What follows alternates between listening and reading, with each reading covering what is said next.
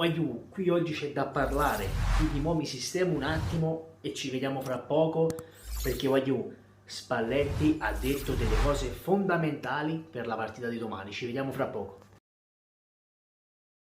Giovani, buongiorno e ben ritrovati sul canale di Neapolis 1926. Ragazzi, conferenza stampa di Luciano Spalletti pre-Napoli-Inter. Lucianone ha parlato di tante cose, ha parlato di Koulibaly, partita a scudetto, la rivincita con l'Inter, la distanza fra le due squadre, Osimhen, il centrocampo, ha parlato veramente di tante cose. Ma prima di riassumere questa intervista, che è durata 35 minuti, io vi ricordo di iscrivervi al canale di Neapolis 1926 se ancora non l'avete fatto, ragazzi, è gratis, iscrivetevi, dobbiamo arrivare ai 3000 iscritti, quindi forza, forza, forza.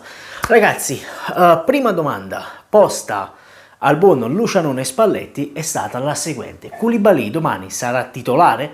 Ragazzi, lui ha risposto in maniera chiara, come è sempre stato lui da inizio anno, da quando ha iniziato ad allenare il Napoli. Ha risposto: mi sembra irrispettoso per chi dovesse fargli posto dal primo momento.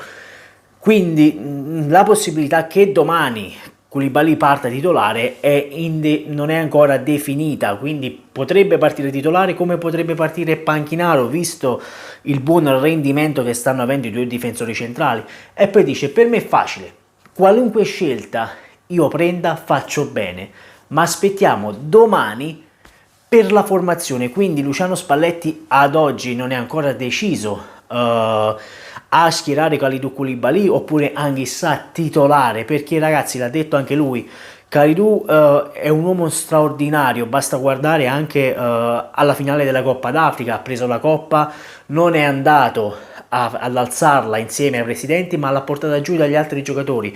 È un uomo grandissimo, è un grande onore poterlo allenare. E quindi ragazzi, io, da quello che ho capito, da quello che si può capire, perché io non riesco a capire perché il Napoli non faccia conferenze stampe anche con i tifosi, per dare la possibilità di vedere come vengono dette queste cose, perché un senso è trascriverle e un senso sentirle proprio dall'allenatore dette queste parole.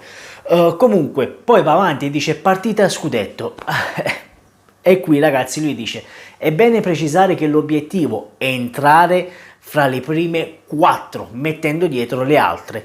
Poi ha aggiunto: sì, dobbiamo tenere dietro una delle squadre più forti al mondo, che ragazzi è la Juventus. L'Atalanta sappiamo che sta attraversando un periodo bruttissimo in questo momento, addirittura ieri è stata eliminata dalla Coppa Italia dalla Fiorentina che aveva eliminato il Napoli per 5-2 allo stadio Diego Armando Maradona, o 4-2, ma non mi ricordo, forse 5, non mi ricordo.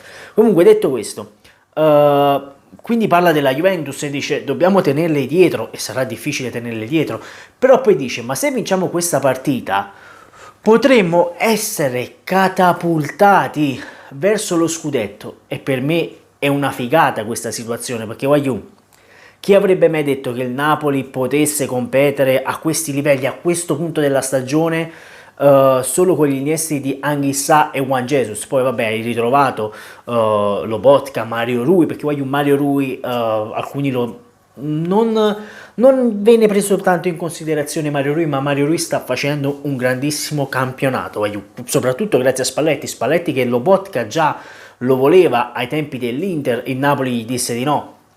Comunque, detto questo, lui lo dice: è una figata questa situazione, perché qualora noi vinciamo con l'Inter, ragazzi, noi veramente possiamo ambire a qualcosa di più importante di un ipotetico quarto posto. Poi c'è da vedere, perché dietro c'hai la partita fra Atalanta e Juventus. Metti caso l'Atalanta vince e tu vinci, tu allunghi sulla Juventus, quindi ci sono rigiri di cose clamorosi. Poi si parla della rivincita con l'Inter e lui dice: non ho nessun traguardo personale, sono un professionista, per me non sarà una rivincita, anzi ho lasciato calciatori che stimo e molti di questi mi stimano ugualmente.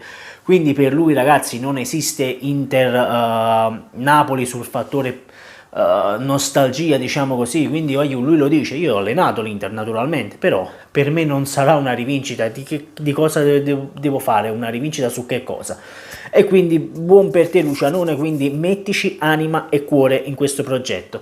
Poi la distanza fra Napoli e l'Inter, e lui dice loro sono gli amministratori del condominio perché sono i detentori dello scudetto e sono i campioni in carica. Noi li rispettiamo, ma non dobbiamo cambiare il nostro atteggiamento verso di loro. Se noi teniamo palla e l'ordine per sopraffare la loro fisicità e le loro vampate di calcio, perché voglio l'Inter va a vampate clamorose di calcio, perché ragazzi l'Inter accelera e decelera quando vogliono loro. Basta guardare tutte le partite, anche in casa con l'Empoli, anche in casa con la Roma. Sull'1-0 hanno gestito un pochino di più la partita e poi appena è stato possibile hanno dato questa vampata di calcio per far smorzare l'entusiasmo della Roma. Quindi è da tenere in considerazione queste cose che sta dicendo Luciano Spalletti. Poi cosa dice?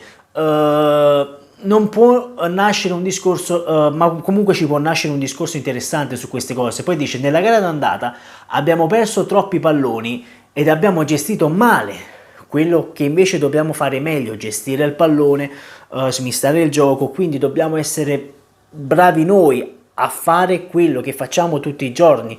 Quindi lui dice anche: dobbiamo pensare come l'Inter sia la partita uguale allo Spezia, scusatemi, al Venezia, non allo Spezia, perché con lo Spezia ci hanno perso, quindi meglio di no, scusatemi. E quindi lui lo dice: dobbiamo impostare quella partita in quel modo, non dobbiamo aver paura dell'Inter, li dobbiamo rispettare perché sono i campioni in carica, ma non dobbiamo aver paura di loro. Poi dice: Osimhen non segna le big, cioè tu già giornalista che mi vai a fare una domanda così, va bene? Una domanda così, che sai che domani giochi una partita in chiave scudetto, perché è una partita in chiave scudetto in tutti i sensi, e lui dice: vabbè, ma facciamolo giocare, ha giocato solo 45 minuti con l'Inter, quindi di cosa vi preoccupate? I gol arriveranno, non ci sarà nessun problema. E poi dice: la cazzimma per battere l'Inter, e lui dice: è una delle cose più riconosciute qui, serve questo, serve personalità e pensare a chi ama questi colori. Sapere che lo stadio è pieno ci dà tanto orgoglio, e ragazzi lui preme molto sull'orgoglio, su questa cosa della società, e ci tiene a precisare poi, perché lo dice il buono Luciano: Aurelio De Laurentiis ha capito la situazione che c'è a Napoli, molti non hanno soldi per via del Covid, degli aumenti, e la gente non può permettersi il biglietto, e ha detto quindi Aurelio De Laurentiis ha deciso di abbassare i costi dei biglietti proprio per la partita con l'Inter. E ragazzi, e c'ha ragione, perché l'unico modo che puoi avere per portare il Napoli tanta gente allo stadio è questo qui, abbassare il costo dei biglietti.